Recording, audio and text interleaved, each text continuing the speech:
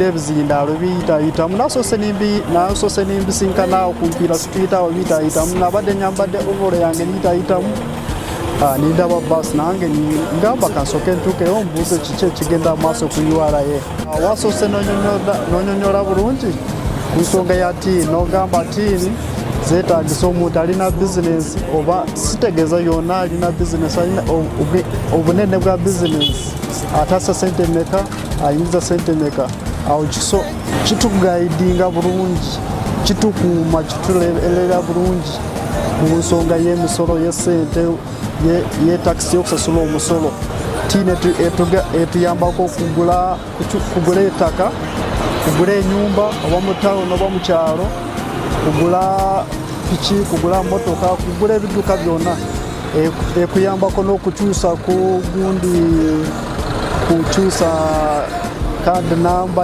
oba ya motoka oba ya piki oba otunda oba ogula kyekyo nkutegedde bulungi ekinjagala nkubiriza Abannayuganda buli omu yenna afune tiini namba with time egenda kumugayidinga okugula emmotoka okugula piki okutunda ttaka lyo okufuna ki n'okugula akawunti mu banka era mmanyi zigenda kukyuka tiini zibeera nga national ID omuntu yenna alina national ID gavumenti yaleeta okuregistaringa national ID buli omu yenna alina national ID awo kikuyamba okugulako gundi okugula kaadi namba simu kaadi kikuyambako okutambuza documents zo nyingi ogenda mu banka ogula account obeera na national ID neyo tiini gyekuyamba kyekimu tuwaliko njawulo nsaba URA ne offices za URA n'abamanager bonna bayongezeeko time batuwe time batunyonyole bulungi abasinga tubeera mu byalo eyo mbozi tujuulira yiseko obuyisi ababeera mu town tuyitako obuyisi ntulaba ebintu baasi ebiriddawo tubitegeera bulungi batunyonyole bulungi ku TV batunyonyole bulungi ku radio batuwa akadde kaneneko tutegeraganye bulungi tukanye bulungi tulabe kiki ekigenda maaso buli omu ayisalireko munnayuganda yenna. Uganda Revenue Authority, developing Uganda together. Banyita kutensera ube evuga boda muri ntaro atinyo kunasanga URN soroza komusoro nasemererwa abukana amanyangu nayo nenteka ya government kugira ngo spokesi ya musoro nengudo zitunungezi biza zigaruka batwera nkabora semererwa kuna huraba kugira ngo nabagereke musoro mwana woyine ka business nabane benda usasure Uganda Revenue Authority reminds all taxpayers to file their monthly returns and make all outstanding payments by the 15th of every month. Please comply to avoid penalties and interest associated with failure to file returns and payment of these taxes. For further clarifications, call us on our toll-free line 0800-117-000 or email us on services@ura.go.ug. Please ignore this message if you have already complied. Uganda Revenue Authority, developing Uganda together. A step-by-step process on how to file returns online. How to file a pay-as-you-earn return. Go to the URA web portal www.ura.go.ug. Click on Login. Provide your login ID and password. On the left-hand menu, point on e-returns under the column for original. Select Pay as you earn.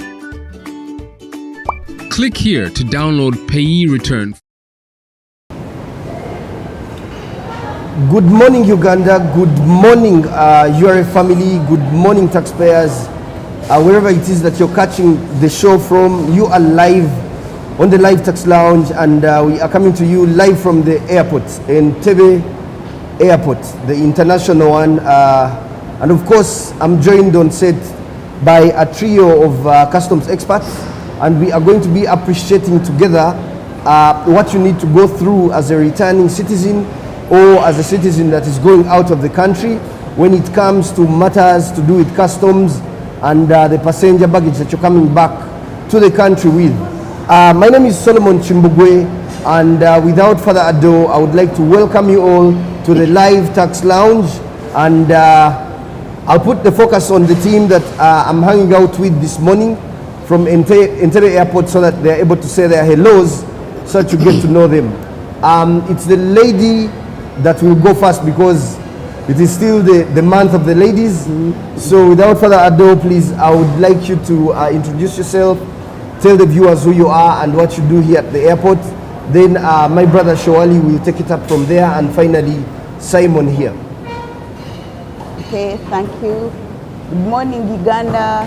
Good morning, URA family. Good morning, taxpayers. My name is Edith Agaba. I'm the supervisor passenger arrivals. Thank you. Thank you so much, Edith, for joining us on the show. Shawali, the mic is yours. Good morning, Ugandans. Good morning, URA family. Good morning, everyone, wherever you are. My name is Shawali Chigozi. I'm the acting supervisor, URA Enforcement, Entebbe International Airport.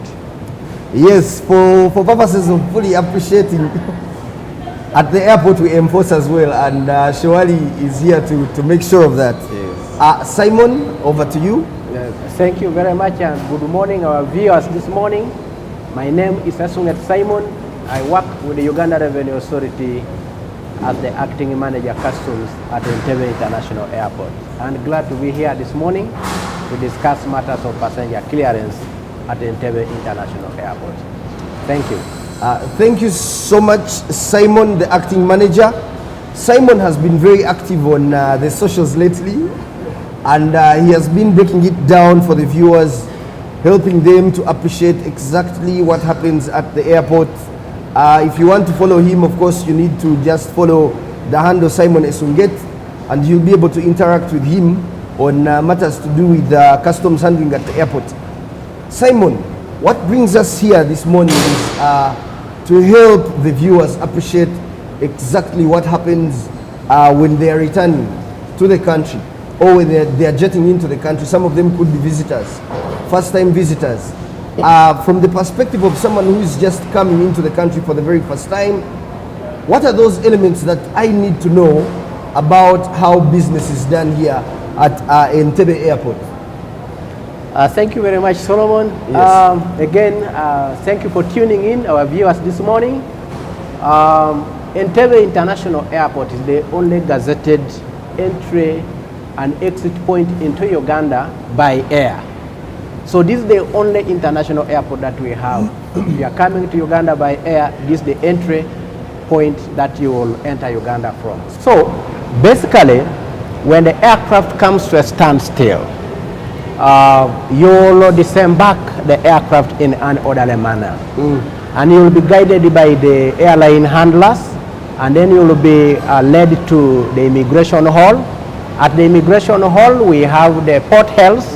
So they are already there, automated systems. They will take your temperatures automatically, and eventually you will be led to immigration counters. That will take you a couple of minutes, not really so many, but a few minutes. And from the immigration hall, you will proceed to what you see in our background here, yes, to a conveyor belt. What you will need to appreciate is that your bag or your baggages will be loaded to the conveyor belt from the back end. Okay, from the aircraft to the back end, and then comes the conveyor belt, where you will eventually come and wait for your baggage to roll, and you collect it. Once you collect your baggage, you will then now come to the customs point for clearance. And you will approach the customs through either the red channel or the green channel. I believe we shall be able to explain in detail, yes, what the red channel and the green channel is. And obviously, as you might see in our back end here, you will go through, your bag will go through the scanning process. And that is the risk assessment on your bag. It takes a couple of seconds, actually, not even minutes. We have a team of experts who are seated behind those machines. They will be able to analyze the content of your bag within seconds and make a decision whether you need it to be, your bag needs to be physically open or actually you are free to collect your bag from the scanner and proceed. So in a nutshell, that is what you will go through when you arrive as arriving passenger. And then of course, if you have a dutable, we have already customs team available to make it easier for you to make a payment of your taxes. Why it takes a couple of minutes actually for you to be assessed your tax, and then once you make a payment, you'll be able to proceed immediately. And of course, if you have nothing to declare, and our scanning images also indicate you have nothing really, so you will simply collect your bag from the scanner and proceed to exit, get your relatives to pick you from out, and then you go and enjoy the ambience of Uganda as a nation. Yeah. According to your explanation, in a matter of minutes, someone is actually done with the process of checking through here. Absolutely. And they go in a scenario where they have nothing to declare. Yeah. They have they have nothing to pay tax against. Yeah. And they are flagged to go. They have nothing, no contraband with them. They don't have prohibited item with them. They don't have restricted item with them. All they have is their passenger baggage, things that they use or that they have been using from a point where they left to come to Uganda. And or they have new items not exceeding the value of $500. They will definitely just proceed and exit the airport in just a couple of minutes. Thank you so much, Simon. Now, these are things that we are going to appreciate a little bit more on this particular show, because the focus for this particular episode of the Live Tax Lounge is to enable us appreciate the allowable, the restricted and the prohibited goods at Entebbe Airport, so that our taxpayers get to understand these things as they travel. We want to avoid difficult conversations when people are coming back into the country. And of course, knowledge is the beginning of everything. Now, we hinted on the channels, and this is where I'm going to bring Edith in, so that she's able to tell the taxpayers, so that they are able to appreciate the differences between the channels. What constitutes the green channel, the red channel? People would like to understand these channels quite well. We are not talking about UBC channels, but rather channels to do with tax compliance elements. Edith, the mic is yours. Thank you so much, Solomon. Thank you, viewers. I'm here to discuss about the channels. As Simon has already said, when you pick your baggage, you're supposed to clear through 2 channels. That is green channel and red channel. What do we mean by green channel? Green channel, it means you are a passenger coming in and you have nothing to declare to customs. What do I mean by nothing to declare to customs? This is your personal baggage. You've been using it outside Uganda, meaning you've been outside Uganda 24 hours and so, because that's what we call a passenger at the airport. Someone who has been outside Uganda? 24 hours and more. So, and more, yes. So if I've been to Nairobi for 6 hours and I'm coming back? Yeah, you're also a passenger, but you're right there, yeah. Okay. So when you come in and you have your baggage as a passenger, this is your passenger baggage. These are the goods you've been using. You come in, you have nothing to declare to customs. You're supposed to pass through green channel. Irrespective of these channels, everything here at the airport is scanned. So even if you're passing through green channel, you're supposed to pass via the scanner, and we see, is it true you have nothing to declare to customs? If there's nothing, then you go direct. After getting your bag from the scanner, you just exit the passenger terminal. That is what we call green channel, according to Section 46 of East African Customs Community Management Act 2004. Then the second channel is red channel. Red channel, here you have something to declare to customs, either dutables, and red channel also consider prohibited, because sometimes you might come not knowing that you are carrying prohibited goods. But after scanning, then you will be directed to red channel. That is, if you are carrying restricted goods, you're carrying prohibited goods, you have dutiable goods, and sometimes even the scanner might not bring it clearly. So we need to check. They will direct you to go to customs side. That is red channel. And when you pass through red channel, there are customs officers. The first point from the scanner, we verify your goods in your presence as a passenger to confirm what you have. If you have dutables, that is goods to pay taxes, then we carry it from there. We verify your baggage. We put down the verification account. What do I mean by verification account? You have perfumes 20. You have mobile phones 10. You have, that's the verification account of everything that you are carrying. So if there are dutables, then you go to be cleared under customs. That is red channel. If you have restricted items, still you're cleared under customs. I don't want to go in detail there. I think it will come in later because here I was explaining about green channel and red channel. So red channel, it's declaring to customs. Green channel, you have nothing to declare. You just exit the passenger terminal. Thank you so much. Thank you so much, Edith, for making it very clear. And for purposes of appreciation, our viewers should know that right behind us where we are is where we have our scanners. Yes. And until the scanners have told you exactly what is happening, someone might not know very clearly whether they are really for green channel or red channel, depending of course on the kind of items that you have with you in your bag. For instance, if as you've indicated, if I know that I have some elements that I need to declare to customs for revenue purposes, then I'll know automatically that I'm for red channel even before I go into the scanners. Yes. Then if I know for a fact that I have nothing to declare, I don't have 10 mobile phones, I don't have 50 perfumes, I don't have 100 wine bottles, then perhaps I just go into the green channel because I'm just a guy who's coming back from Germany and I'm coming back to my country to go home to my family.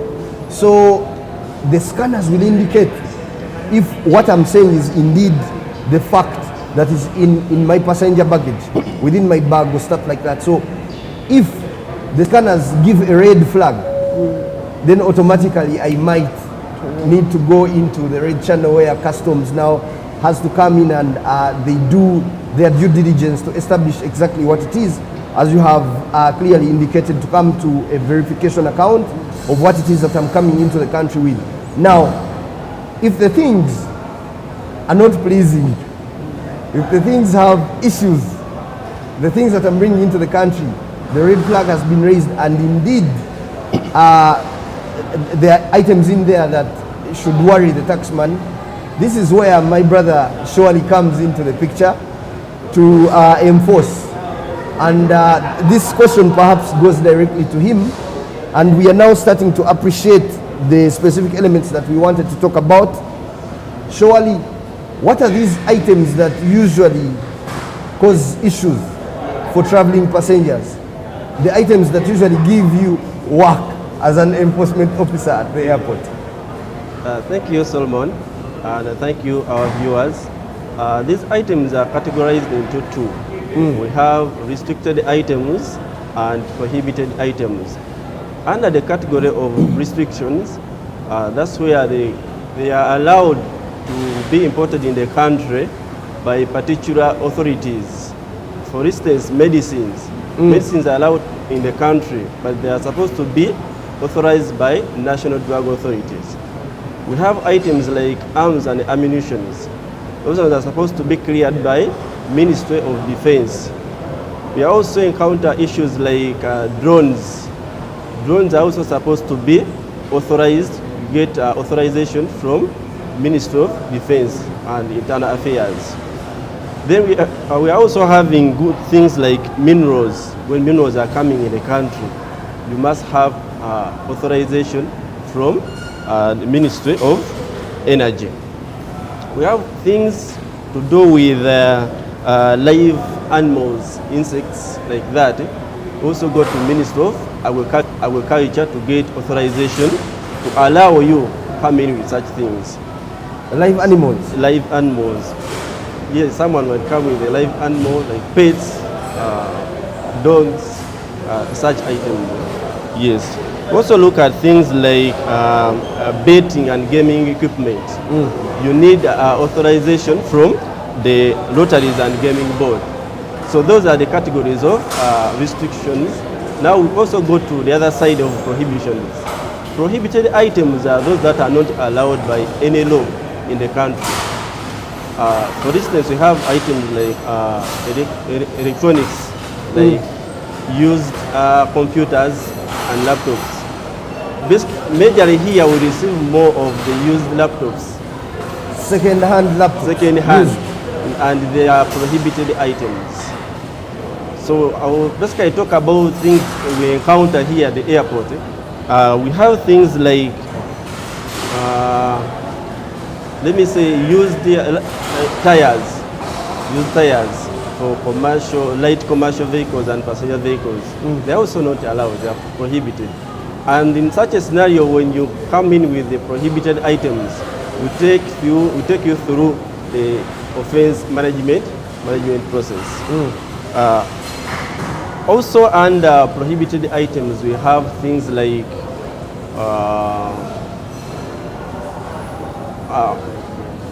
among others, we have many prohibited items. Sorry? Undergarments. There are those people who come in with donations. Among the donations, they put in undergarments. Those ones are prohibited. We don't allow them. Tobacco, smokeless tobacco, like shisha pots. Those are not allowed. And once we get them, it is an offense. We take you through the offense management process. Yes, basically that.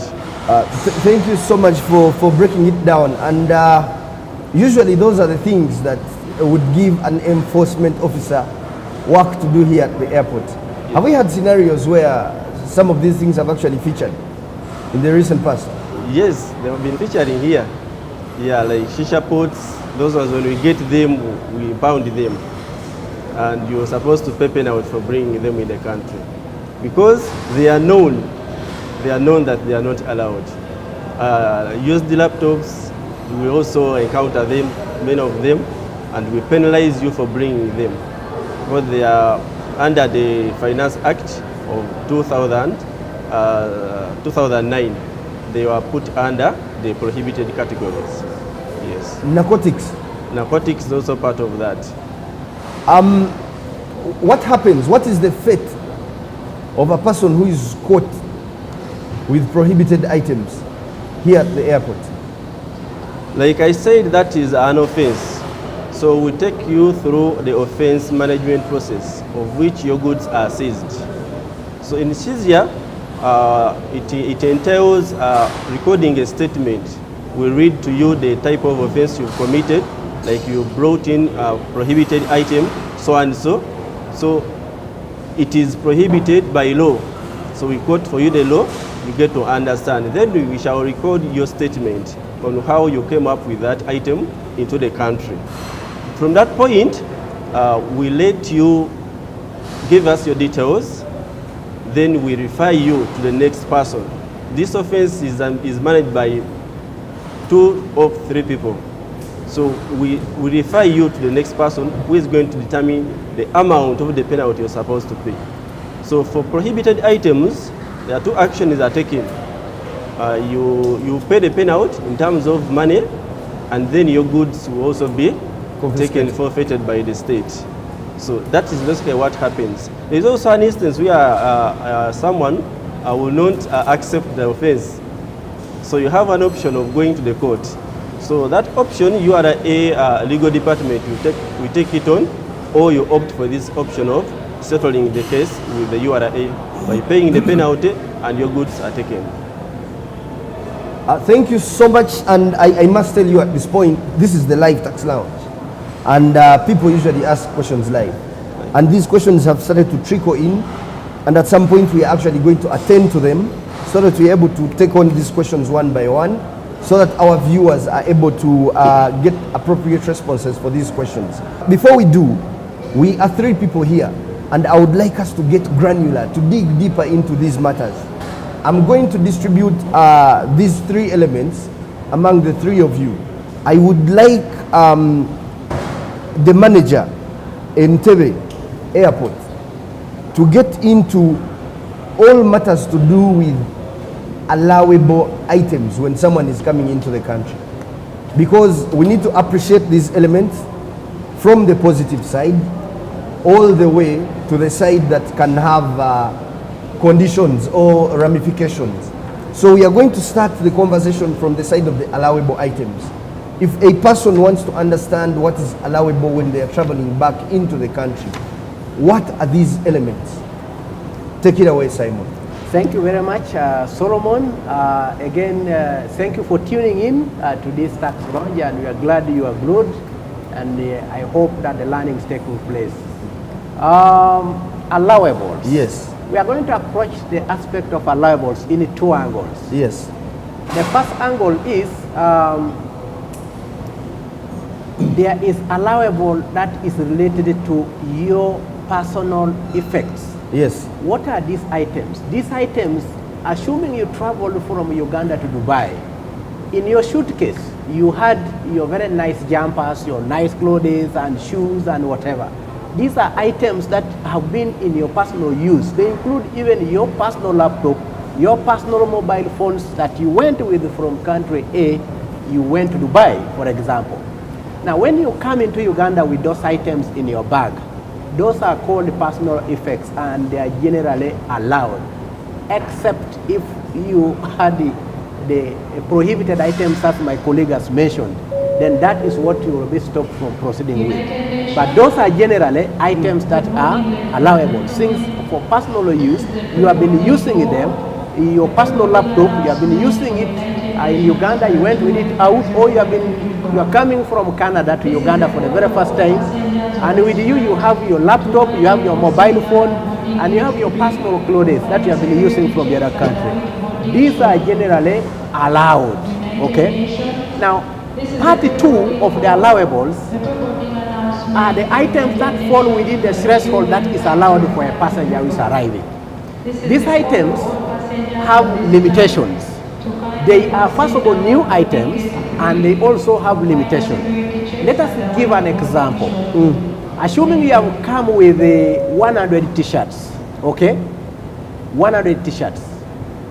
Now, the 100 t-shirts will go beyond the thresholds of what will be termed as allowable on account of quantity, okay?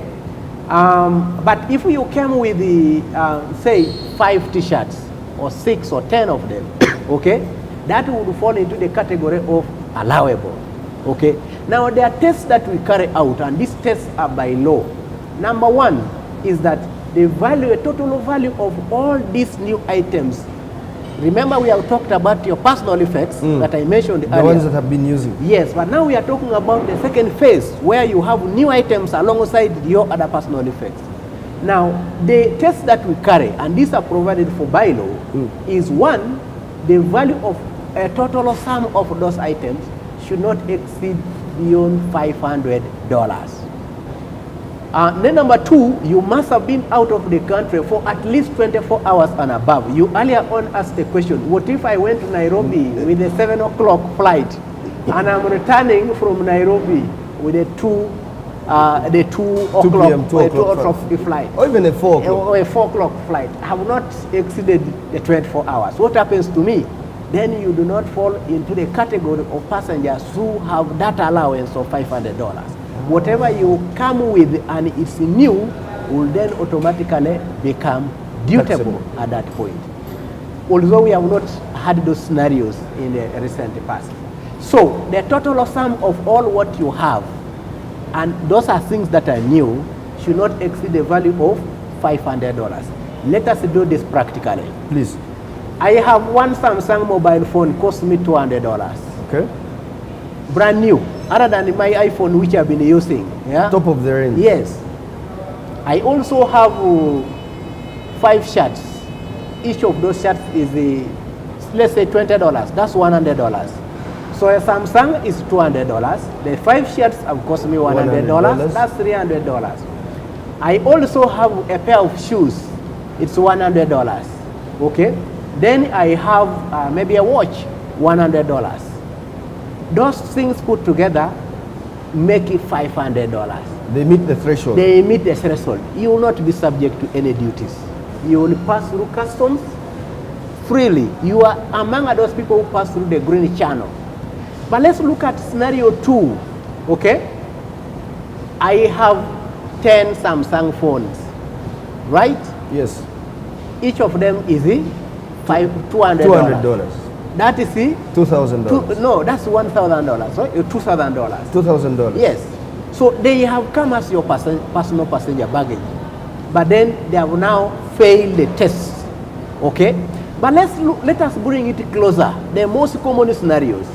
A Samsung phone might be exaggerated, but let us look at the more practical situation here. That I have Tecno phones. A Tecno can be $10, okay, or $20. Let's say I have 10 of them.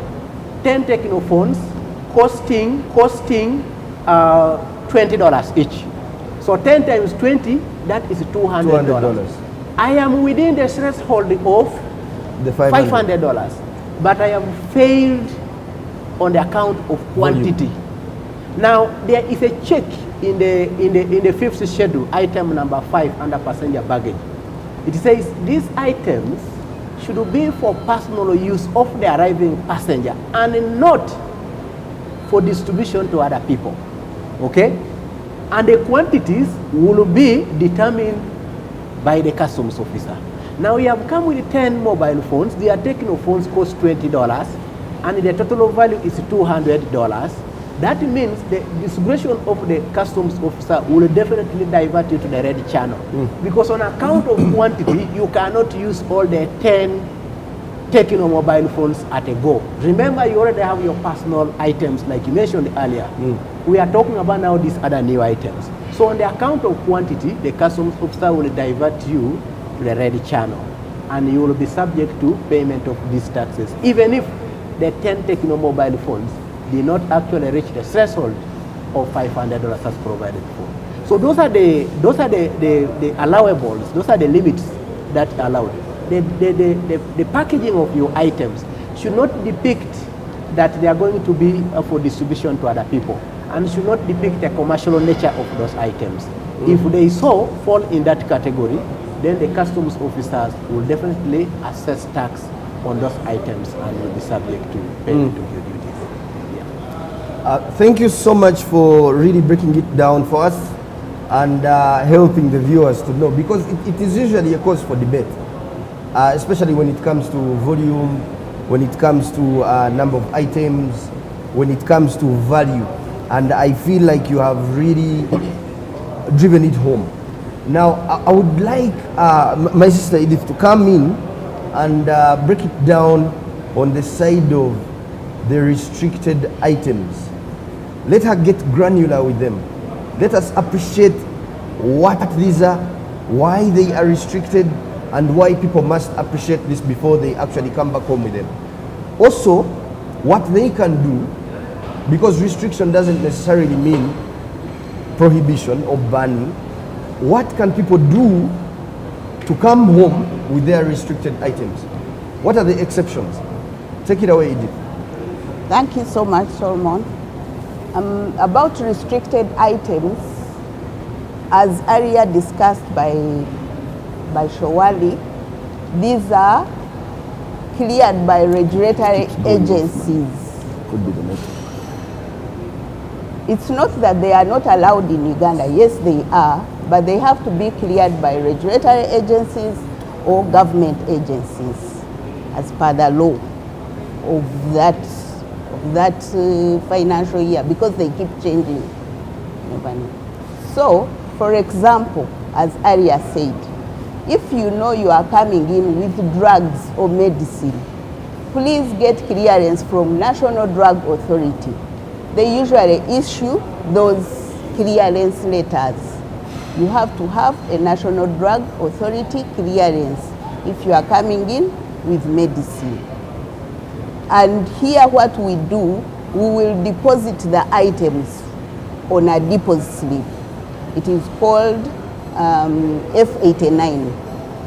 So we deposit, we put your name, all your particulars, you has come with drugs, then we inform the National Drug Authority people, that is if you don't have the NDA authority letter.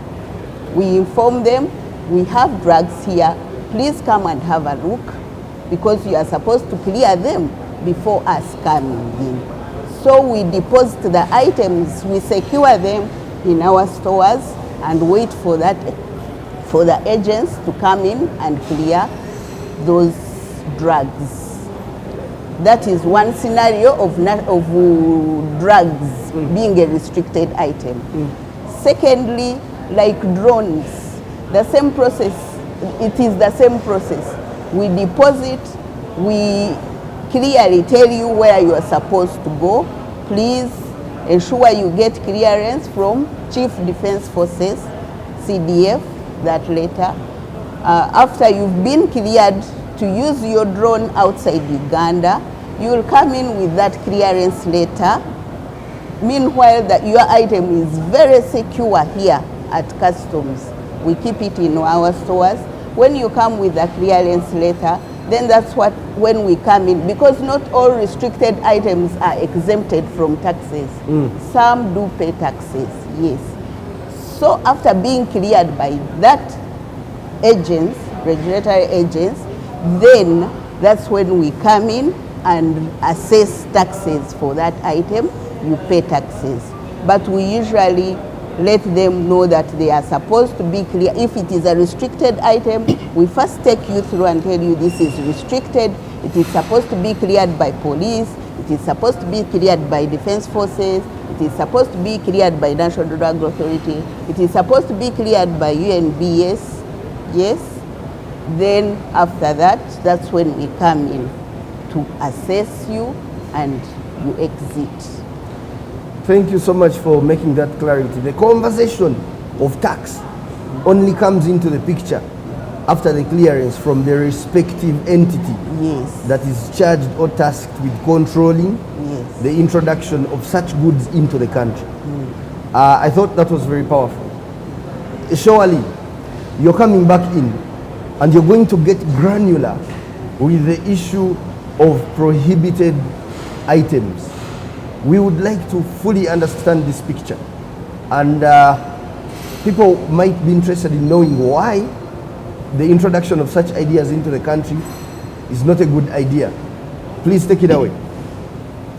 Thank you, Solomon. I'll drive this from the point of view of the roles of customs, internationally or worldwide. Like here in Uganda, customs is here to, first of all, to protect society. Yes. And under prohibitions, we look at protecting our society. Talk about things like pornography. If we allow in items of pornographic materials, we shall not be protecting the country. We shall not be protecting the young generation. So that's why we come in, the government comes in, uses URA, particularly customs, that if you get such things entering into the country, then you need to stop them. So that is where customs come in to whatever is prohibited, put it from the law, then we implement it here. Things like narcotics, we've always been hearing drugs. So if we get them, say, whatever, the borders or here at customs, Entebbe airport, we pick them and we institute an offense. We also have things like, we talked of the undergarments. Really, such things there is a way they affect society. And that's why government came in and is like, we stop the importation of this. So URA is supposed to do the implementation of this. So, and like I say that with such things that are known and are put in the law that they are prohibited and not allowed in the country, so it becomes automatically an offense. So we charge you for doing contrary to that. Yes.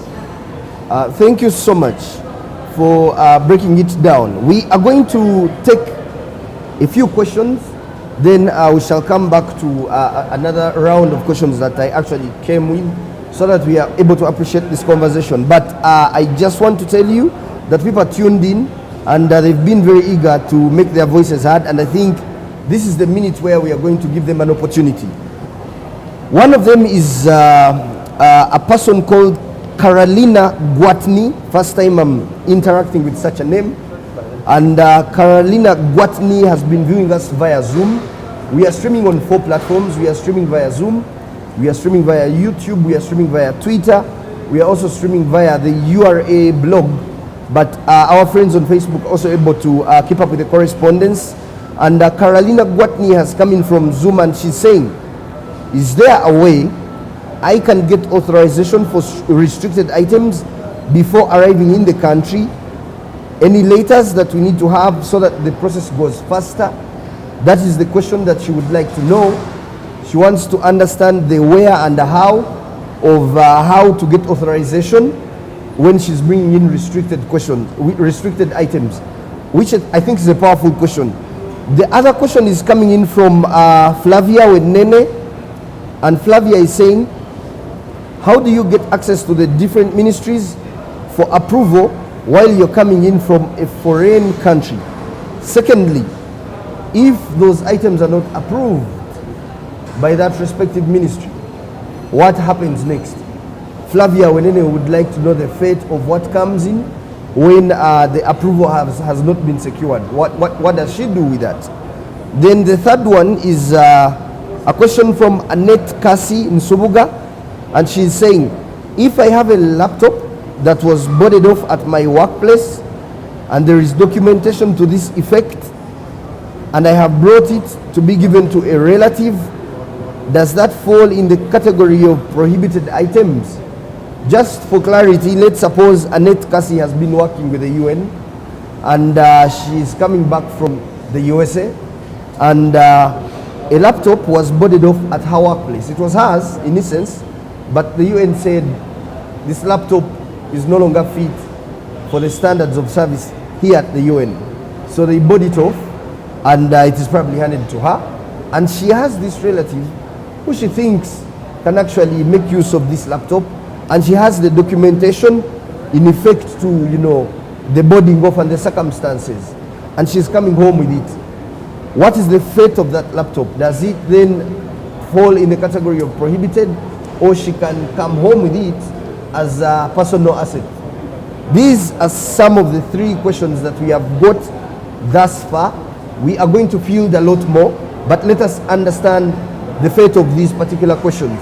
In no particular order, I'm going to give the mic to you so that you're able to take it away. Okay, thank you very much. I'm going to start with the last one. Okay. And thank you for bringing this scenario, because it's very important to keep highlighting this area. Yes. Remember, we mentioned that there are personal effects when we are talking about allowables in 2 categories. Personal use items. These items are not for distribution to other people. They are also items not for commercial nature. The description provided by Patricia falls into the category of items that are distribution to other people. Now, what that implies is that if that laptop has been in the use of Patricia from that country, and she has come along with it, is for her personal use. It is her laptop. She will pass through. It's not restricted in that particular scenario. But she is coming with it to distribute to other people out there, giving a relative. That then becomes, it fails the test of a personal item, and therefore it will fall into the category of a prohibited item. I hope that one makes it very clear. 100% clear. It then becomes, as long as it is not for your personal use, it is for giving it out to another person, then it becomes, it fails the test and it becomes a prohibited item. If it's dutiable, then you will pay taxes for such an item. I also want to touch on the aspect of what happens or can I seek the can I get the permission to come with the restricted item? I thank Madam Idis and Mr. Shoali for digging deeper into these areas. One thing we need to recognize is that there are passengers who arrive with, they are sick. They are coming with their own medicine. The one maybe they have been prescribed from the particular hospital where they have been out of the country. They will not go through this process, okay? They have their medical prescription and so on and so on. But we have here other agencies. One of them is National Drug Authority officials. They will definitely guide us and say, this is a prescription for personal use of these medicines for this person. And they will facilitate you to come through with your items, those medicaments. Medicines don't pay taxes, you know. But the issue here is to protect society for any harmful items coming in without regulation. But we are talking about items for commercial nature, assuming you have a pharmacy and you have come with 20 kilograms of medicament. That could be a lot of medicines. That's where you will need to have authorization to import those items into the country by National Drug Authority. So if you are engaged in a business of, say, pharmacy, then you ought to have had prior knowledge of how that industry is being run. And so seeking a pre-importation certificate from the relevant authority, say National Drug Authority, is allowed. Actually, that's what the National Drug Authority wants. For you to notify them, I'm going to bring medicine A, B, C, D, and then they authorize you to bring that medicine. Their officials here will confirm that.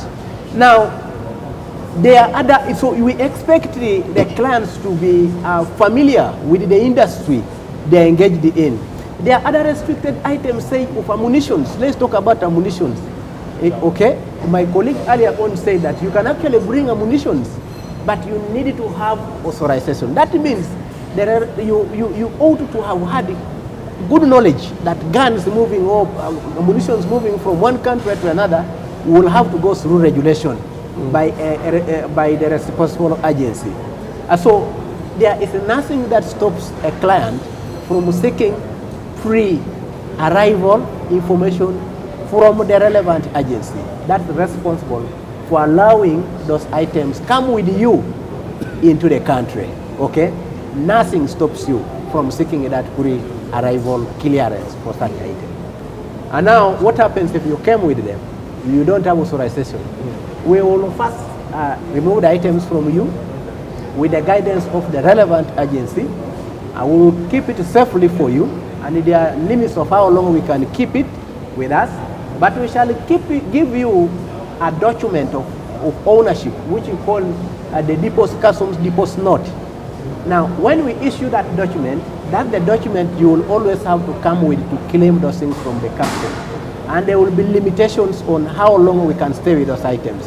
But again, like I mentioned, the customs action, okay, will be to protect society. But the relevant agency will guide on how these items can be disposed of, you know, in a manner that is as per the law. Maybe my colleagues can also add on to the summary. Just before they come in, I would just like to throw an additional question in there for purposes of clarity, because it seems to be indicated that permission can be acquired when you've actually arrived. Yes. Is that what it is? If you arrive with these items, yes. Like let me use a typical example of a drone. This is the common issue we have here. We will retain the drone with us. You go and obtain clearance from Ministry of Defense. Once you obtain that clearance from Ministry of Defense to import the drone into Uganda, we will collect taxes from the drone and allow it to go. So yes, you can get authorization to import when the item is here, especially such items as drones. There are things that require pre-authorization before you come with, and this is common with the medicaments for pharmacies. You must be allowed first to bring them into the country before you bring them in. But there are things like drones, those ones you can get the permission to import into the country while it's already here with us. Yeah. Thank you so much for making that clarity, because a viewer is out there and they're thinking, because the question that they asked was, it had a number of specificities in there. One of them was the how. Okay, I might be smuggling the how in there. But I would like you to speak to a situation of someone who is in the UK, for instance, and they want to come back to Uganda. They probably want to come back with some medicaments in some very good volume, and they would like to get this authorization before they jet in. Is there like a website that someone can go to and they try to access this authorization? Are some of these entities that give this authorization available online, so that there is a provision for someone to access this authorization before they even come into the country, or it works in different ways? Thank you again. The beautiful thing is that most of the institutions now are online. They run the website. I would want to refer clients to the website of Uganda Civil Aviation Authority. All the agencies that are operating here, facilitating passenger clearance, at least there are links associated with those websites in the Uganda Civil Aviation Authority. The other aspect is that we have residents here, officials from key agencies such as National Drug Authority, National Bureau of Standards, Ministry of Agriculture. They are resident with us here. Uganda Wildlife Authority, they are resident with us here. Now, if you are looking forward to coming, say, with the medicaments like you mentioned, then from the Ministry of Health, you are able to drill down to the National Drug Authority and get a contact through which you are able to seek guidance on how to come with such items into the country. So clients are generally encouraged to utilize the available information online and be able to seek information. They can also drop such a query on our Twitter handle, the Uganda Revenue Authority Twitter handle, and we are able to direct these questions to the relevant agency for purposes of providing the client with the information that they would want about a particular importation of an item which is restricted into the country. Thank you so much for making that clarity. I think there might be some additional elements that the colleagues would like to submit. Surely you go first. Your hand has been itching. Yes, there is a question number 2 where someone was like, what happens if the authorization is not accepted? Yes. The reason why we categorize them as being restricted and prohibited, yes, customs, we shall collect taxes from the restrictions. But again, we need the other body to first approve. There are parameters they base on to allow you those goods in the country or not to allow. So what happens on our side? Definitely, if you're not allowed, we shall refer you back to that authority to explain more about your items. And if it fails totally, our work is to refuse the entry of such items. And we shall ask you to take them back through legal and through the right procedures of taking them back. That's the issue. Thank you so much for making that clarity. Edith? No, it's okay. Any element that you would like to tackle about these questions? No, I think it has been explained. You're happy with the submissions? Yes. Great. We have some additional questions here. We have a question from Jamani Kenneth, and he's saying, mine is about food. The man is asking a question about food. And he's saying, I produce avocado. Okay, mine is about food or produce, in bracket avocado, beans, bananas, regarded as contraband, especially when exiting. Kindly expound more on food items. I think he's a food exporter, and perhaps he has been in a scenario where some of his items have been deemed contraband, and he would like to understand the specifics. Edith? Coming or going? Exiting. He talks about exiting, so I think this is a person who is probably exporting. Yeah. He's into food export. Maybe. What are the scenarios regarding that? we understand. I think, thank you, Jamani, for raising this issue. Much as we are speaking about the arriving passengers, but there is nothing that limits us from explaining the exit. Now, what our viewers out there need to understand is that when you take these foods out of the country, the export country will be deemed to Uganda. Now, if this food does not meet the transportation standards for moving food from one country to another, it will affect the overall image of Uganda for such items. So the client wishing to move with the foods in such quantities, especially moving as a passenger company baggage, okay, needs to get guidance from Ministry of Agriculture to guide them on the packaging, because this is food, the handling of food is very critical, the health of that food. So when you come with the food packed in a manner that is not good for transporting food, you might find challenges exiting the airport. And so it's good for you to get clearance from the Ministry of Agriculture, and you will be provided with the guidance on how you can move with that food out of the country. We don't have that challenge with the cargo side when food is exported out of the country. And in fact, it's one of our major exports through the airport here. We don't have that challenge because the people who export that food come with the requirements of how food should be packaged and how food should be transported from one point to another point. So yes, Yamani, seek guidance from the Ministry of Agriculture and Animal Industries and Fisheries, and you will be guided on how to export your food. It's not that food is a contraband, no. It falls into the category of restricted, meaning that you have to fulfill particular requirements of handling that food in order for you to be allowed to ship it out as a passenger company. Recording in progress. Thank you so much for making that clarity and for indicating that the food is indeed not contraband, but rather an item for which authority should have been requested for prior. Anything from the colleagues concerning that? Yeah. As for passengers coming in,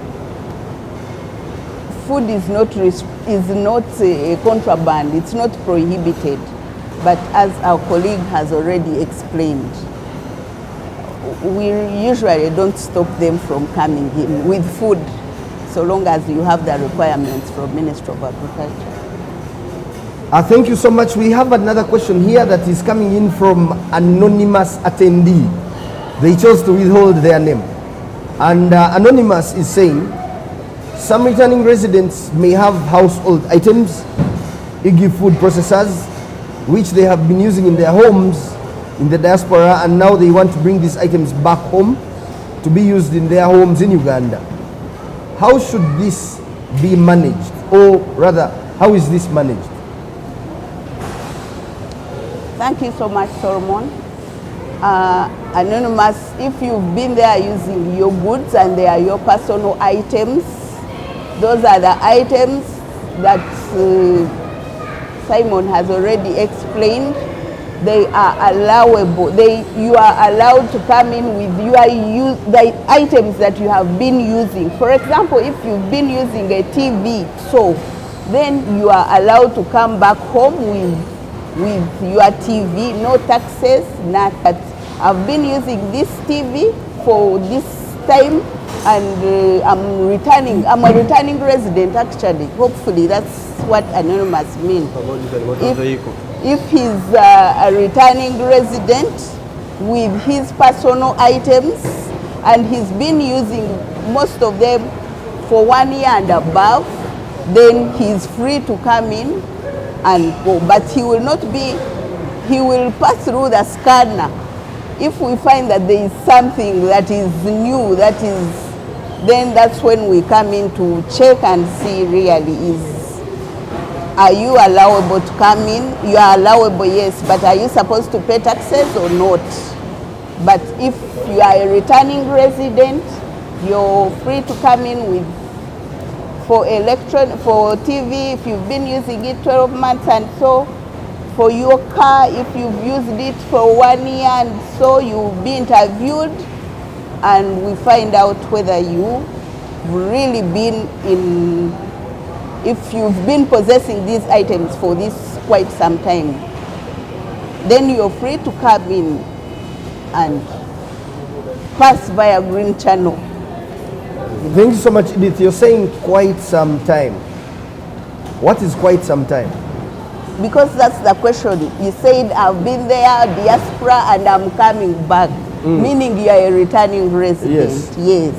But there are some items, for example, TV. If you've been using it for 6 months, yes, here we can see, you as an officer using your discretion and see, you've been there for 6 months, you've used it, you bought it for 6 months, then there you are free to go. So long as you have evidence. But why I said for some time, if you've been using it for a year and above, you are exempted from taxes. I'm just giving an example. TV, motor vehicle, those items, and you are a returning resident. Thank you so much for making that clarity. So, if someone has been with these items for longer than a year, yes, in the country that they've been enjoying, to enjoy the benefit of these very items when they are coming back to Uganda, this is unallowable. Yes, but there is always an interaction and maybe get to know. To add on what Madam Edith has raised, very critical, that personal effects include the household items, okay? If they have been in the use of the passenger arriving, they are generally allowed in quantities that are allowable. Let's give an example. If you came with 3 or 4 used TVs, and you're saying these have all been in my personal use, okay? So that might cause a bit of, a customs officer will ask you several questions before admitting that. But the key thing here is, you can come with those items, and you are generally in category 1 that we mentioned earlier, that things that have been in your personal use are generally exempt from taxes, okay? And the customs officer, the procedure requires that you have proof of ownership. Number 2, those items must have been yours, okay? Proof of ownership. They must have been yours, and then you have been out for some time. And the purpose why you have been out is clear. If I was working, what shows I was working, I have a work permit or appointment letter from where I've been working. But the key thing is that you're coming permanently into your country, okay? Let us say that you came today, and after 3 months, or before the expiry of 3 months, you are exiting the country. The law limits that when you get out of the country, after getting the exemption for personal effects, then you should ship those items with you, or the taxes will become due from the day you decide to exit the country within the 90 days. So assuming you have given you an exemption for your personal items that you have been using in the previous country, and then you decide to travel out of the country before the expiry of 90 days, then you should be able to ship those items along with.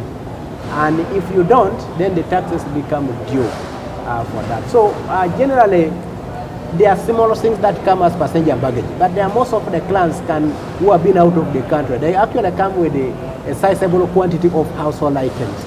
Those clients will use their tax identification number, but they will not pay taxes. They will be interviewed, and then the items will be cleared for them to take. The law allows them. Simon and team, I want to throw a spanner in the works here. There's an issue concerning cars, motor vehicles. I've been abroad and I've been enjoying a Ford Mustang, and I want to bring it back into the country so that I'm able to enjoy it on Ugandan roads. Yes.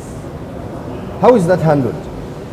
A motor vehicle, like I mentioned earlier, the law allows you all the items, even if they fill 2 containers, as long as you prove that there have been items for your use in the country where you're living, and those items have been part of your household items and they are used.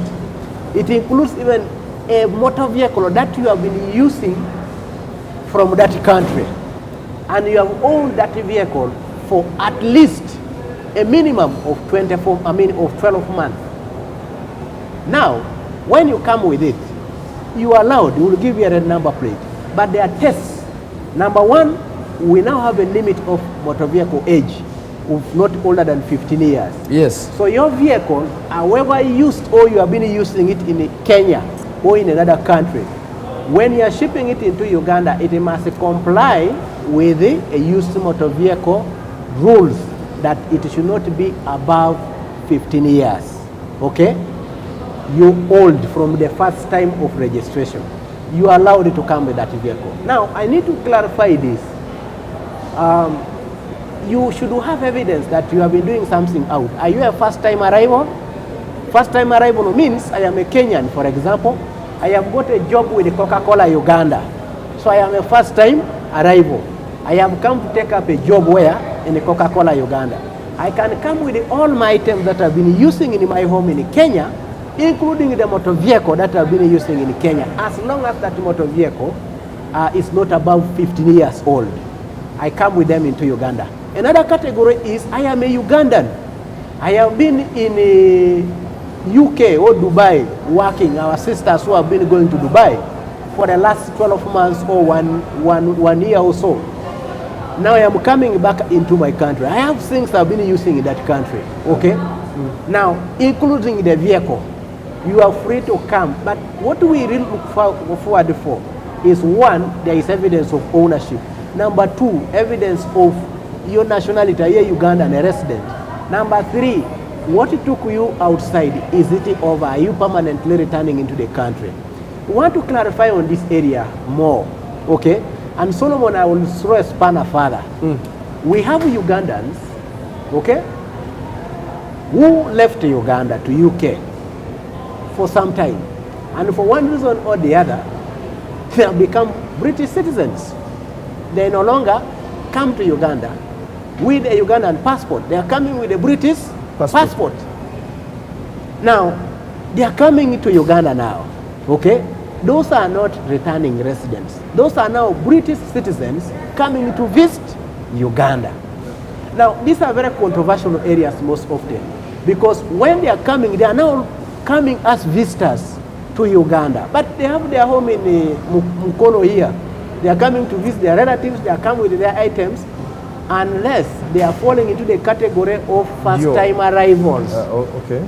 Coming to take up work or coming to do something in Uganda, and then they will get exemption as that. But they will not be getting exemptions for personal effects, okay, as the returning residents, because now they are British citizens coming to visit Uganda. What's allowed is their personal items that they are coming to use here in Uganda, and then they will be able to go back. Now that's different from a Ugandan who has been living in the UK, either working in the UK or studying in the UK, and is now coming back. Is called a returning resident. They are returning home. They are returning home. You see, they are returning home. They are free to come with everything they have been using in the UK, because home is Uganda. So the difference of the two will be the nature of the passport they are using to come into Uganda. Thank you so much. There's a question here. It is from a person called Fresh Prince. It's coming from Twitter. It's a hard question. I'm going to have to edit some of the elements a bit, yeah? But the person is saying, at the airport, someone was taxed $500,000 for a phone that she owns. What is that?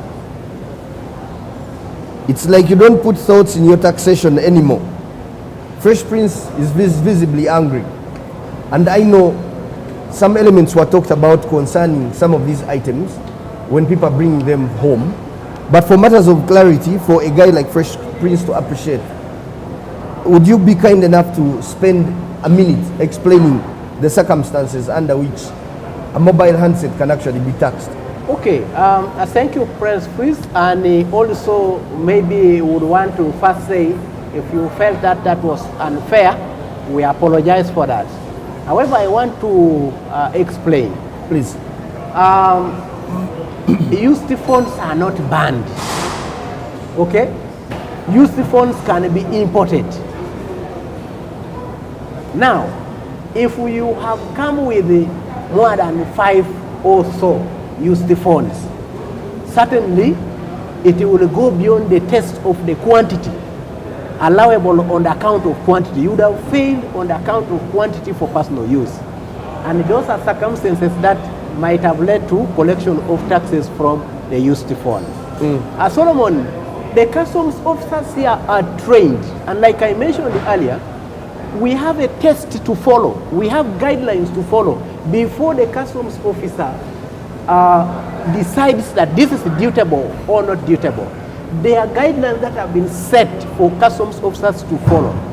Now, if a person comes with the used phones, for example, the customs officers are capable of detecting that this is for your personal use and this is not for your personal use. If you have a mobile phone for your personal use, you probably have a SIM card in it, you have your contacts in it, and so on and so on. But if you go to free or some used phones from Dubai, or got them for free, and you have 5 of them or 6 of them or 7 of them, right? The customs officer is also able to tell that these are not phones for your personal use. The intended purpose is to distribute to others or to sell. In such circumstances, the customs officer will use his discretion and subject these funds into taxation. So those could have been the circumstances that led to the taxation of that gentleman. And we, like I mentioned, it's not just out of the blue. There are tests that customs officers have to carry in order to say, no, this is dutable. Remember, I gave you an example that I have a Samsung phone, $200. I have a shoe, $100. I have maybe 10 shirts, maybe 5 shirts, also $200. All together make up $500. And we said you are exempt, you will go through. But we also explained that where the quantity fails, okay, assuming you had only the shirts, maybe 50 of them or 30 of them, and the value is $300. Yes, the threshold is within, but the quantity, the element of quantity and personal use now come into the picture. And at that point, your shirts will become dutable. Simon, speaking of personal use and mobile phones, what is acceptable? Like, I know someone cannot be a 7-phone mogul. Like, you can't have 7 phones for personal use. Yes. But we've seen people with 2 handsets. Can a person coming back home come with their 2 handsets and they are cleared as personal? That's what we mentioned earlier. I have my sister Edith here. You're coming, you have your phone, okay, 2 or 3, you're using them. You have other 3 or 2 or 1, just one like this. It's a refurbished actually, not even new, but iPhone Pro 12. You ask, how much did you buy this? He'll tell you the amount. You decide from there, are you within your allowance or you are not? If you tell me that you bought it $1,000 US, though you are saying it is refurbished, then and on top of that, we interact with passengers. On top of that, you tell me it's for your daughter, it's for someone else. So from there, first of all, you are above allowance. And a phone is taxable. So we'll have to assess it and you pay taxes according to the law. If you come in with 2 phones, use it, and you tell us this was 10, 20, these are 2, an officer can use his discretion and see. This is, okay, he doesn't have any other thing, he's within allowance, then still there, you can be allowed to go. It all depends on how the tests are answered and cleared. But what we have to know here is that the allowance is $500 US for a passenger.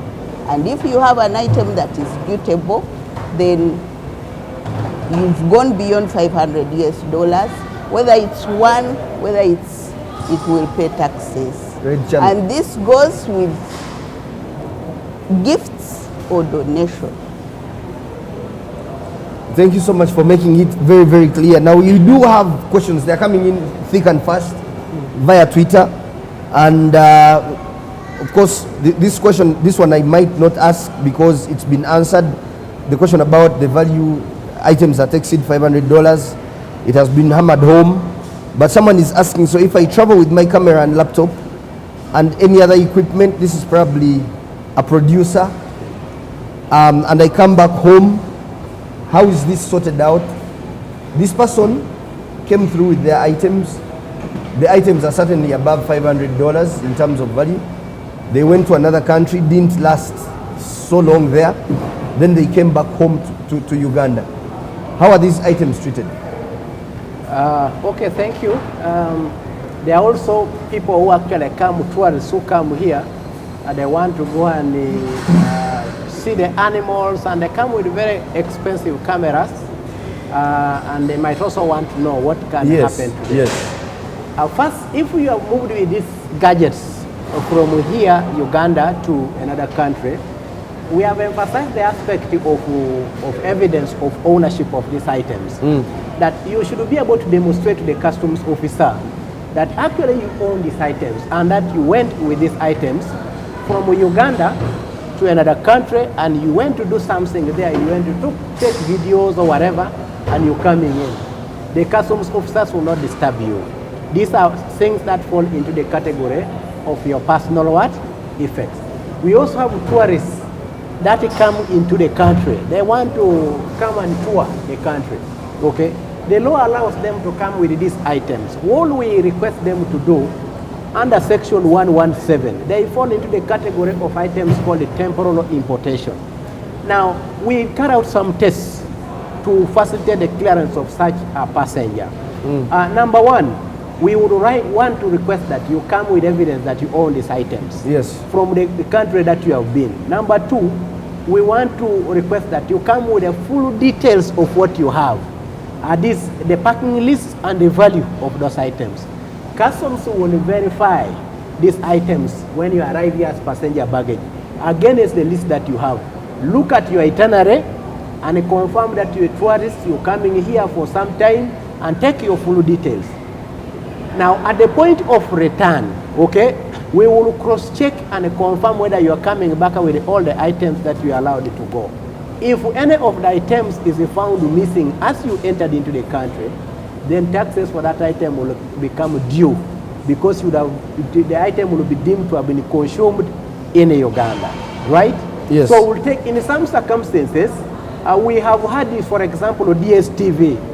A filming crew comes with all their filming equipment, and we have facilitated them through, and so many other clans of that nature.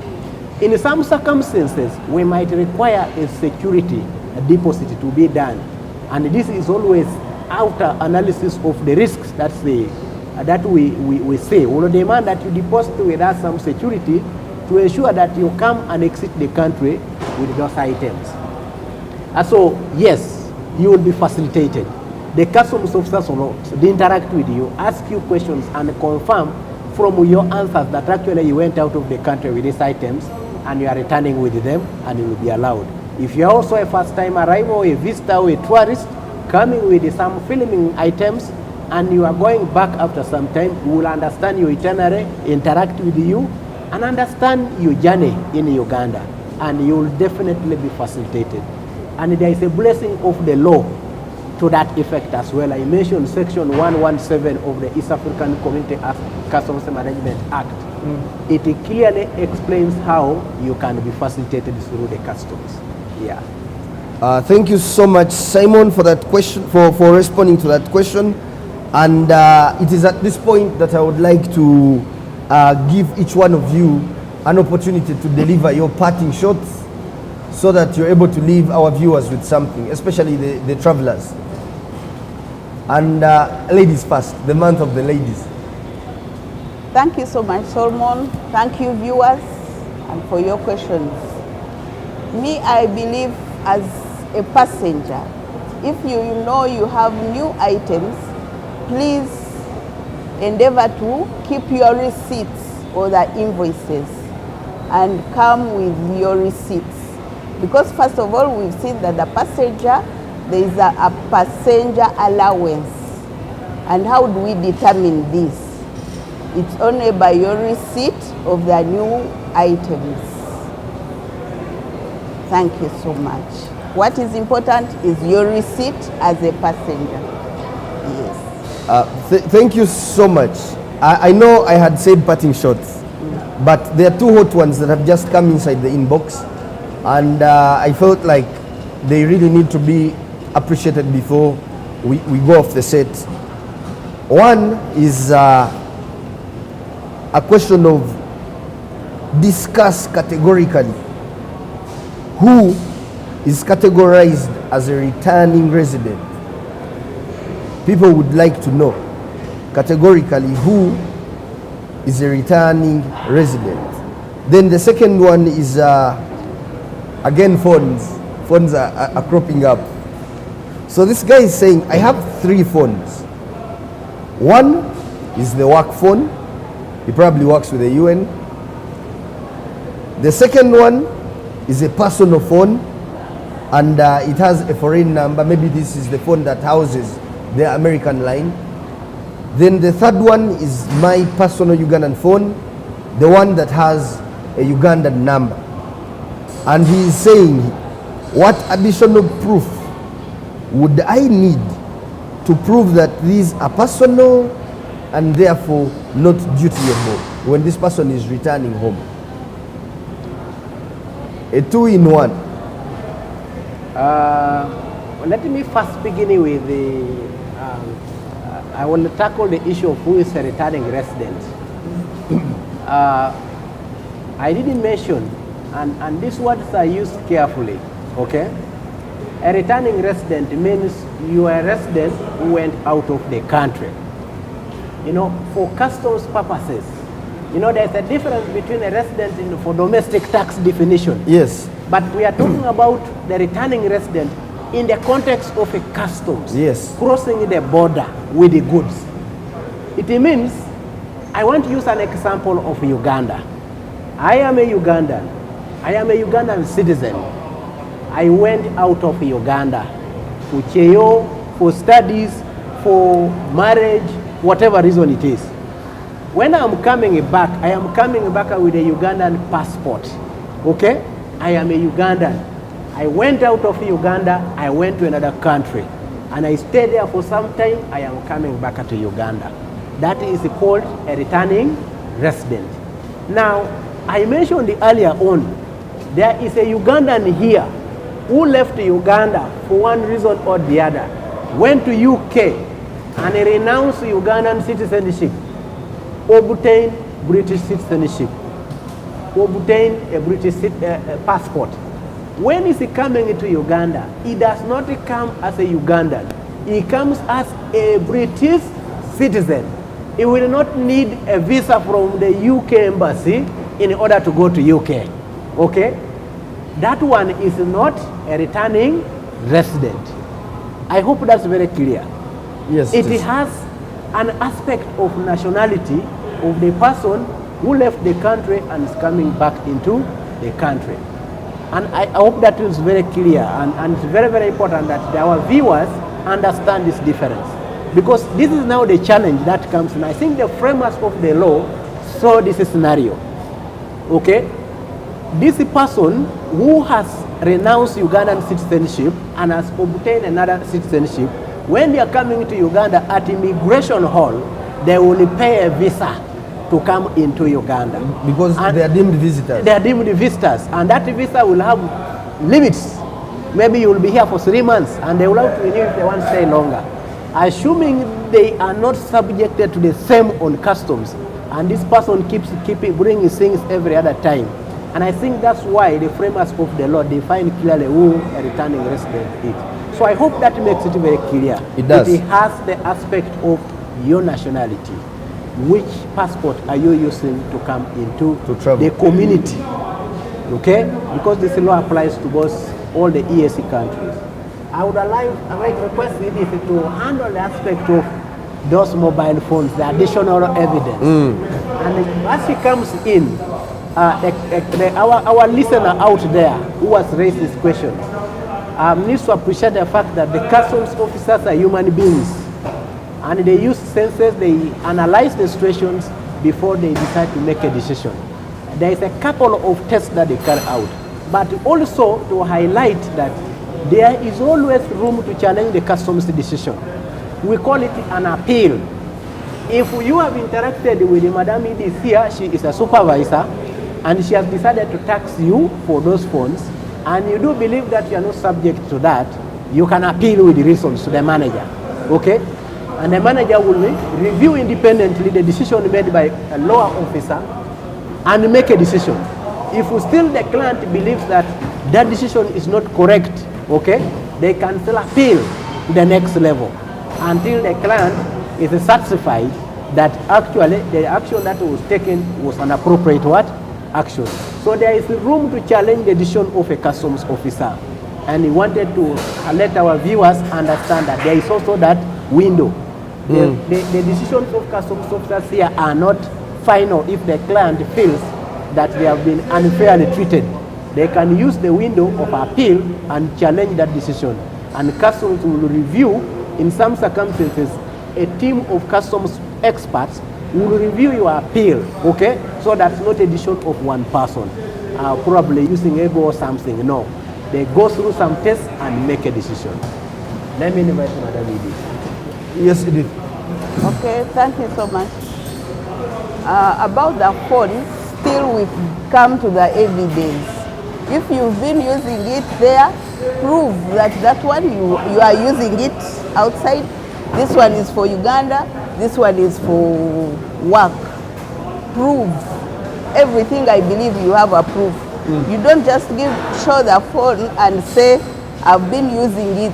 Yet when you look at the phone, it is as new. Fresh from the box. Yes. So it is, I think what is important here is to prove. You say you can even see my line, I've been using it there. Or most of the people who buy these phones from out, they have even the contents, the papers that show that this is my phone. Because if it is your personal, whether here or there, and you've been using the 3 phones, you can prove that they are your personal phones, really you're free to go. You are exempted. But if you have no proof and you show that maybe this is somebody's phone, I'm bringing it as a gift to my sister, to my brother, yet it's above the allowance, then there I believe it will be assessed and you pay taxes. As I think I was finishing, yes, about the receipts, it is also very important to know that items that are above $2,000, they cannot be cleared here. We will have to send them to cargo terminal, and they will have to get a clearing agent and use their team. Items that are above? That are $2,000 and above in administrative work. Another thing is the one that we didn't talk about, which usually happens here, is if you come in with money that is above $10,000, it is always very important that you declare. We have forms here. Money that is above $10,000. You have to declare it on the, it's called Form C for arrivals. If it's in cash? Yeah? If it's in cash? Yeah. Yes, you have to declare. We need that information for the finance. Yes. Thank you so much. Very grateful viewers. We are here to serve you. Fantastic. Just before Shawali and Simon come in with their parting shots, we have some fresh questions from YouTube. I remember I said that we are streaming on 4 platforms. So on each one of those, people have been dropping questions. So there are some questions from YouTube that I felt we needed to pay attention to.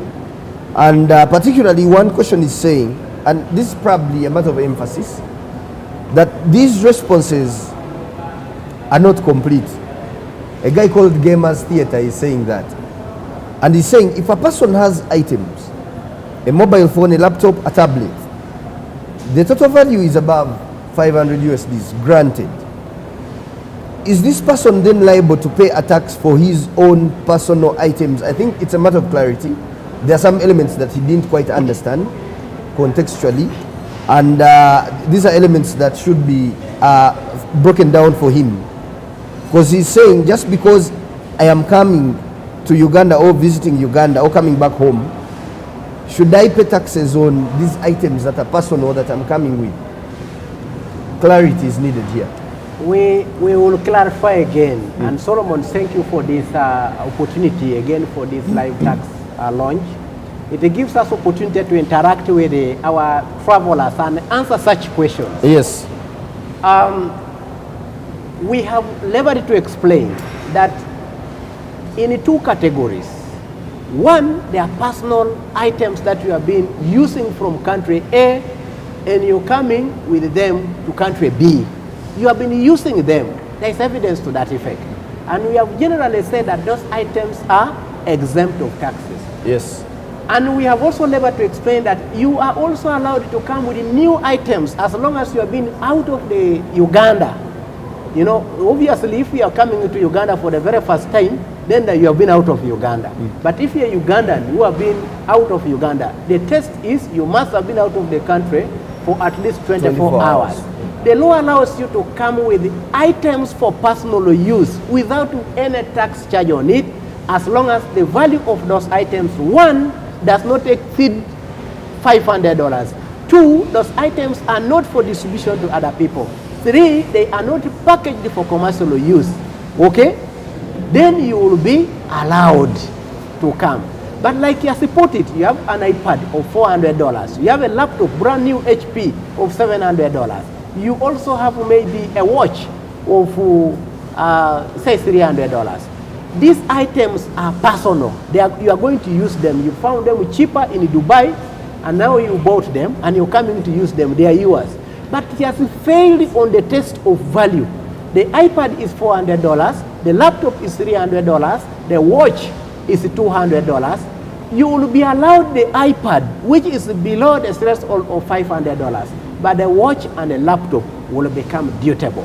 If you see the watch is $300, the laptop is $700. That's $1,000. The iPad is $400. So the customs officer will put aside the iPad, and then calculate taxes on the watch and your laptop. You pay them and then you go. A simplified trade regime will be used to clear those items. Now, if you had 2 or 4 laptops, okay, or you have a very expensive laptop of $2,000, certainly you will not, the facilitation available for passenger clearance will not handle you, because the value has exceeded $500, but also exceeded the sales of $2,000. So we will require, $2,000 is about 70 million Uganda shillings, okay? We will need to have you use your tax identification number to clear now those items, as long as the value now has exceeded beyond the $2,000. Now there is a clarification we would like to make. Yes. We are not saying that the passenger allowance is $2,000. No, we are saying a passenger allowance is $500. If you have other items above $500, we shall use a simplified passenger baggage clearance regime within the customs system to facilitate you pay your taxes within a span of about 15 to 20 minutes. Here at the airport? Here at this very terminal where we are having this tax launch. If now those items you have are beyond $2,000, okay, then you will be required to use your tax identification number. What's the difference between a simplified trade regime and the use of a tax identification number? The use of the tax, you will be deemed to be a trader, okay? You are having goods worth 70 million or more than $2,000, then you will be deemed to be a trader. So you need to have you're in business. So one, you will need a TIN, Number two, you'll need a services of the clearing agent. A simplified trade regime, you don't need a clearing agent. Neither do you need a tax identification number. All we want is your receipt plus your passport. And the customs officers will immediately compute taxes for you electronically. Okay? Electronically, and give you an assessment. Customs officers do not receive cash. And this is something we didn't want to forget to mention. You are not allowed to give a customs officer cash. What a customs officer will give you is an assessment. You are free to make a payment on mobile money, bank transfer, go to any bank and make a payment. The customs system has been interfaced with the banking system. Immediately you make payment of your taxes, the customs systems will automatically get a notification, and you will be issued with a release order, and you are able to exit the passenger terminal. So that's the difference. You don't need a tax identification number. You don't need an agent, a clearing agent as a passenger to clear your personal items like what this gentleman has explained, that my iPad, my laptop, maybe a watch, maybe a shirt.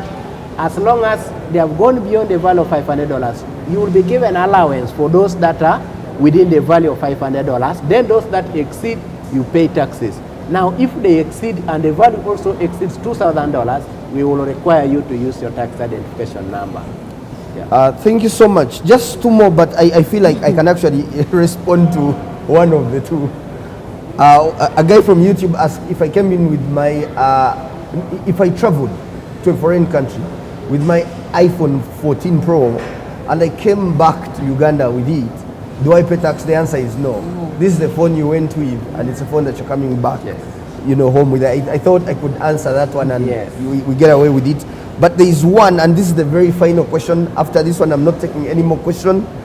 It is a question from a gentleman called Arafat Sali, and he's saying, "Hello, thanks for presenting. He has appreciated you. My question is about the goods which are taxed and again repatriated for some issues. For instance, different sizes or different quality.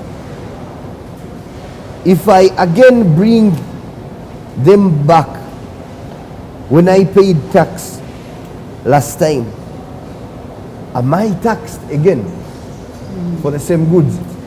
It's a complicated question, but I think you understand it because you probably deal with it quite a bit here at the airport. Yes.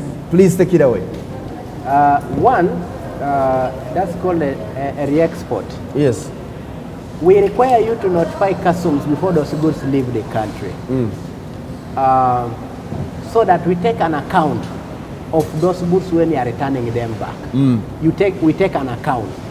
When those things now come back, okay, we will compare with what went, okay, and then we are able to make a decision. But we require you to declare them as a temporal export. You are taking them for some reason, and will give us an account. We will verify, carry out a physical examination of those things to confirm the account.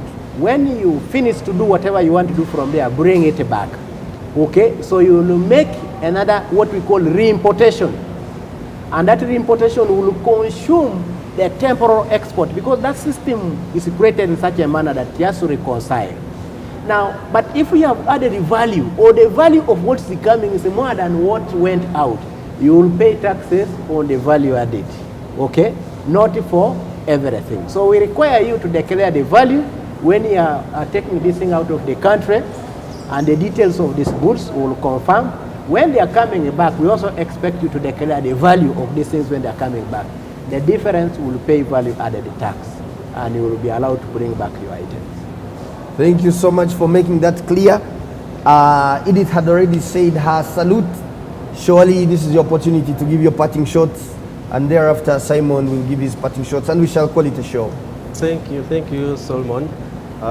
Maybe before we sign out, I would like to remind our passengers to avoid things like finding your way outside the terminal minus passing through the scanners. That is regarded as outright smuggling. Having dutable goods and you don't scan, find your way out, that is an offense. So that is outright smuggling, they should avoid it. Also an issue of splitting items at the conveyor belt. You know, the conveyor belt is for collection of your baggage. But you find some people go there, split the items, distribute different people in order to dodge or to avoid taxes. That is an offense, and we punish you for that. You pay the penalties, so avoid that. We also have an issue of parking dutable items in a way that is not meant to be. For instance, someone brings the mobile phones, put them into a hoover. That is the packaging that is not suitable for mobile phones. He gets a laptop, he puts it on the body, mobile phones, put them on the body. So that is concealment. It is an offense. So our passengers should avoid that, and it is also among the issues that takes you direct to the what? To the offense management, and you penalize you for that. And also passengers or people should know the prohibited items, what is allowed and what is not allowed. This information is there. We also have it on our website. Know what you bring in the country and what is not, and what is allowed and what is not allowed. Otherwise, we are here to serve you, and we thank you for viewing us and for taking this time with us. Thank you so much. Thank you so much, Shwali, for those powerful parting shots. I'm sure the passengers will take them to the heart. Simon, this is your opportunity. Thank you again, and I take this opportunity as the leader of customs at here Entebbe International Airport to appreciate you all who have tuned in all this while. We are grateful that you have been able to follow us through. Now, in my closing remarks, I just want to touch 3 things that you should take home.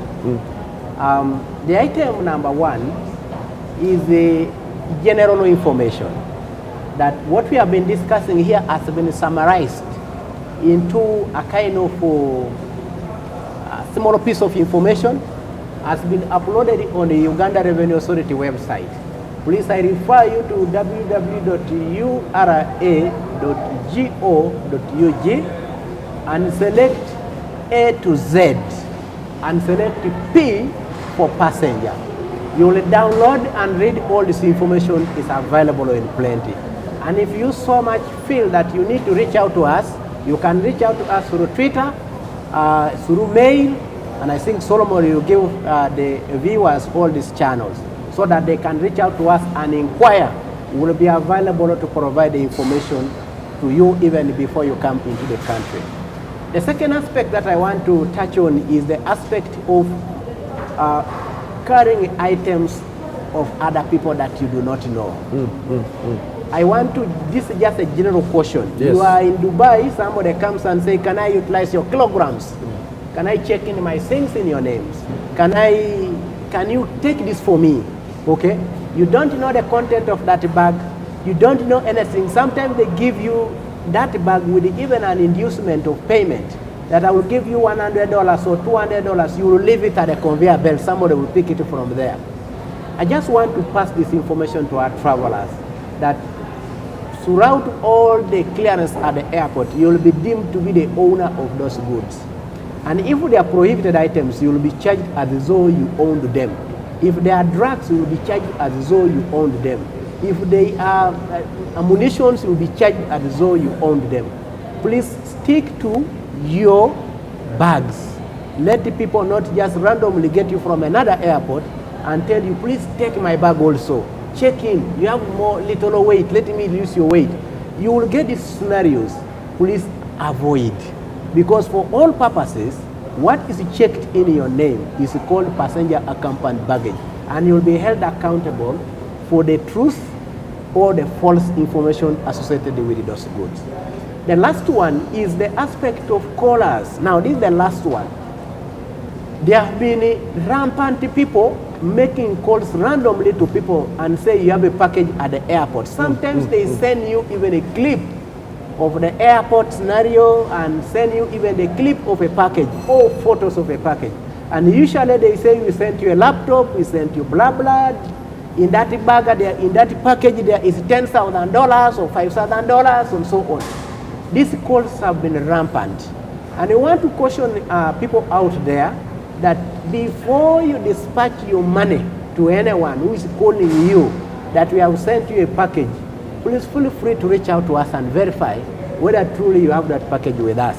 Because most people have fallen victim in this. They will send you photos of iPhones, photos of laptops, photos of beautiful perfumes, and then they send you it is here at the airport.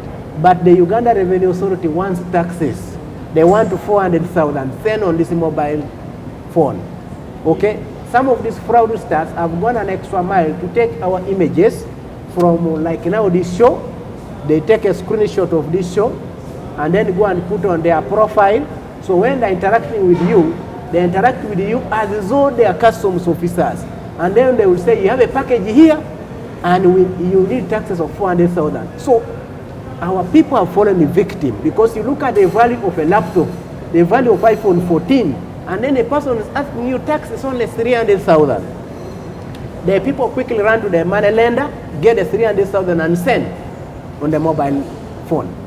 And unfortunately, we don't have those items here.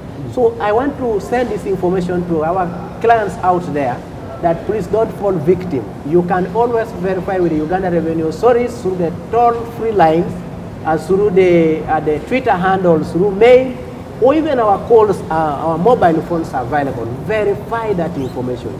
Uganda Revenue Authority officials do not receive money on their mobile phones, do not receive money from taxpayers from their mobile phones, do not receive cash from any taxpayer. What we do is to issue with an assessment with a payment reference number, which you take to the bank, and then you make a payment into the bank. Any other person asking you to send money on their mobile phone, deem that person a fraudster, okay, and flag it off. You will be safe. With those couple of remarks, thank you once more for tuning in, and we will always be available for any other clarifications should you wish further guidance. Thank you. Thank you so much, Simon, Edith, and Shawali for making the time. It's been close to 2 hours, and you've been interacting with our viewers. And it is at this point that I just want to appreciate the viewers too for sticking with you throughout the entirety of this show this Monday morning. And I'm sure learning has taken place. Of course, as guided by our experts serving here at the airport, feel free to indulge should you have any issues concerning your cargo as you're coming back home to Uganda or as you're traveling abroad. At this point, I would also like to appreciate the men and the women that you never get to see, the people behind URA TV Productions, and this is none other than Bosco Omaria Head Production, assisted by Paul Kawanguzi, together with Ebenezer on the camera, Trevor on the camera, Priska, Anan in the production booth, as well as Irene Kabakama. Those are the people that make these things happen, and we do promise that we shall be back with much more content to offer you via URA TV. From all of us, reporting live from the airport to all of you, adios.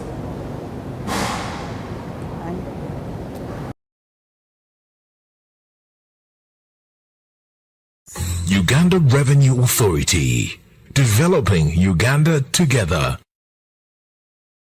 Uganda Revenue Authority, developing Uganda